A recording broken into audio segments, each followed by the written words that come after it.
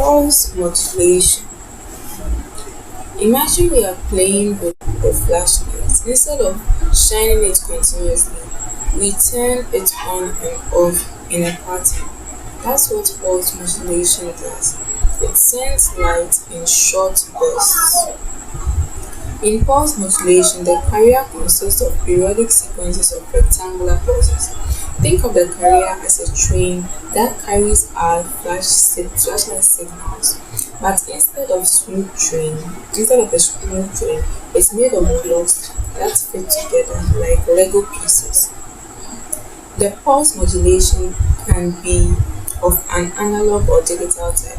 We can use pulse modulation for both old-style radios, analog, or modern digital devices like smartphones. In analog pulse modulation, the amplitude during the in analog pulse modulation, the amplitude, duration, or position of a pulse is varied in accordance with sample values of the message signal. For analog, we adjust the brightness, length, or position for each flashlight burst based on the sounds we want to send. Thus, modulation could be pulse amplitude modulation, pulse duration modulation, or pulse position modulation. We have different ways to play with our flashlight bursts, making them brighter (PAM), changing how long they last (PDM), or shifting their position (PPM). The standard digital form of pulse modulation is known as pulse code modulation (PCM), and this has no CW counterpart. PCM is like a secret code for our flashlight signals. It's digital and doesn't have old-style Morse code versions.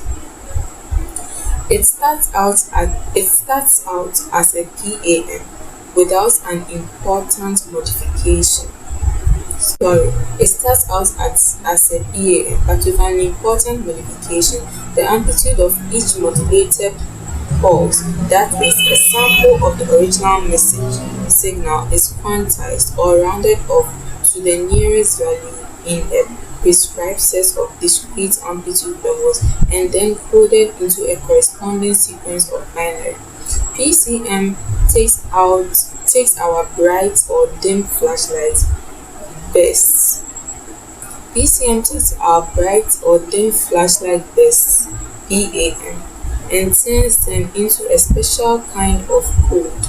It's like saying bright, medium, or dim, and then writing down the answer in a secret language. In digital communication, the modulating signal consists of binary data or an M-array encoded version of it.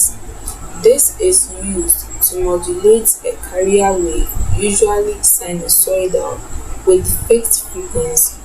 The modulation process involves switching or keying the amplitude, frequency, or phase of the carrier in accordance with the input data. Thus, there are three modulation techniques for transmission of digital data. They are known as amplitude shift keying (ASK), frequency shift keying (FSK), and phase shift keying (PSK). When we send messages using digital devices like computers, we use a special kind of flashlight code. We change the brightness, pitch, or timing of the burst to send our secret message. There are three ways to do this: turning the flashlight on and off (ASK), changing its pitch (FSK), or twisting it (PSK).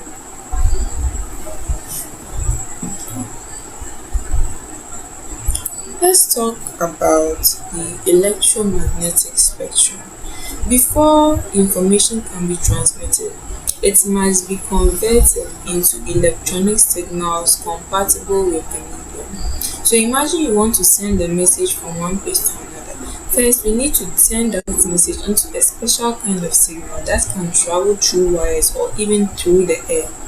This makes it possible for a microphone to change voice into voltage of varying frequency and amplitude. Think of a microphone as a translator. When you speak into it, the microphone turns your voice into a kind of electric signal that goes up and down like a roller coaster. This baseband signal is then passed over wires to a receiver or headphone. The roller coaster signal travels through wires to reach a special listener like headphone or radio. Instead of using wires, the free space can be used. Free space can be used. The information is converted into electronic signals which radiate into space. Now imagine we don't need wires, we can send the signal through air like magic. It becomes invisible waves that fly through space. Such signals consist of electric and magnetic field.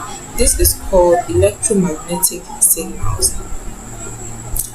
These so-called electromagnetic signals are generated through the generation of electromagnetic fields and travel through space for long distances. These invisible waves are like a dance of electricity and magnetism. They travel far and wide, just like a superhero flying across the sky. Electromagnetic waves vary sinusoidally and their frequency is measured in cycles per second or hertz. These oscillations may occur at a very low frequency or at an extremely high frequency. Picture a swing going back and forth. The invisible waves do the same. They wiggle up and down. Some wiggle slowly, which is low frequency, and others wiggle super fast, which is high frequency. This entire range of frequencies is referred to as the electromagnetic spectrum, and this comprises of the range of all possible electromagnetic radiation. In effect, the spectrum of an object is the characteristic distribution of electromagnetic radiation from that object. All the different wiggles together make up something called electromagnetic spectrum. It is like a rainbow of invisible waves. Each color has its own special job. The behavior of the electromagnetic radiation largely depends on its wavelength. Think of the wiggles as the waves in the ocean. Some waves are big and some are small. The sizes of the wiggles depends on how they behave.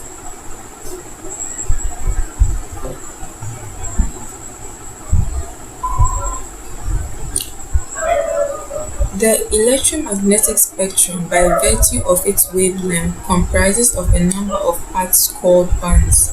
So think of the electromagnetic spectrum as a big rainbow made of different colors. Each color represents a different kind of invisible wave. Bands, however, do not exist naturally. They are used to explain the different properties of various spectrums. Imagine we are dividing our rainbow into sections. These sections, in brackets bands, helps us understand which type of wave what each type of wave can do.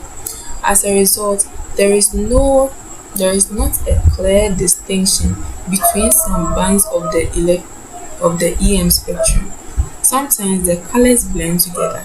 It's like when you mix red and yellow, you get orange. Similarly, some waves overlap and share properties. The classification is according to the electrical energy, radio, microwave, infrared, the visible region, which is perceived as light, ultraviolet, X-rays, and gamma rays. We sort the waves into groups based on their superpowers. Some are good at carrying music, others help us see, and some are like superhero X-rays and gamma rays.